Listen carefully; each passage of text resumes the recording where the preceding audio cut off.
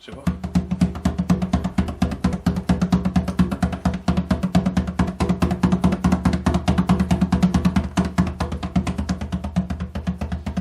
Le tam-tam est un cri de rassemblement. La fille du couvent. Ngouya a failli mourir sous 3 coups de marteau de son mari le 22 juillet 1991 à 17h.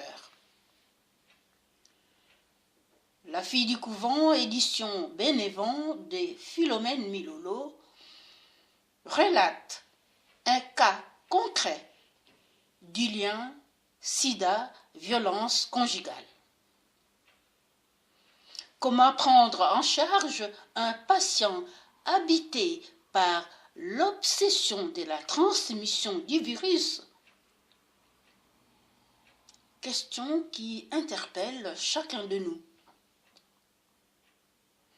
Cette vidéo a été frauduleusement effacée.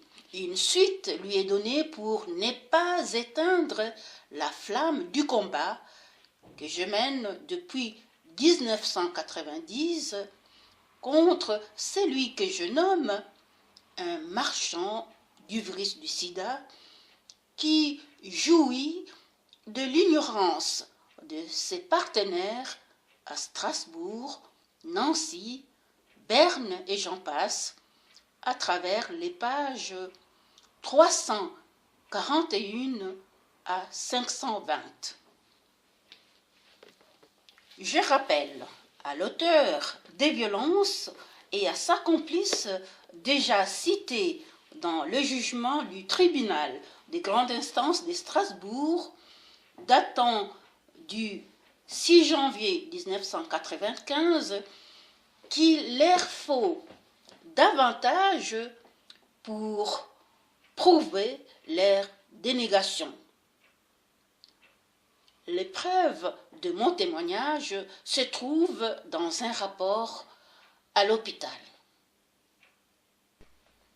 La fille du couvent est bel et bien face à 2 cas de conscience. Elle se voit être doublement complice.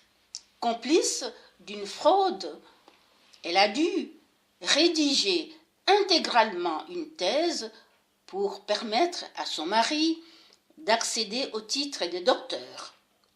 Complice de mise en danger de la vie d'autrui, elle a dû également payer les sorties galantes de son mari qui, lui, se sachant porteur d'un virus mortel, n'a qu'une obsession: transmettre.